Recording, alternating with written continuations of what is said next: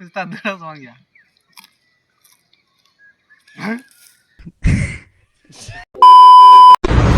সবাইকে একটা রিকোয়েস্ট করছি, গতকালকে আমি স্কুলে যাওয়ার পরে আমার সাইকেলটা চুরি হয়ে গেছে আমার স্কুলের ভিতর থেকে। যদি তোমরা কেউ দেখে থাকো অবশ্যই আমাকে জানিও, ওটা আমার খুব ফেভারিট সাইকেল ছিল। প্লিজ তোমরা কেউ বলো আমার সাইকেলটা কোথায় আছে। যে নিয়েছে সে খুব খারাপ কাজ করেছে।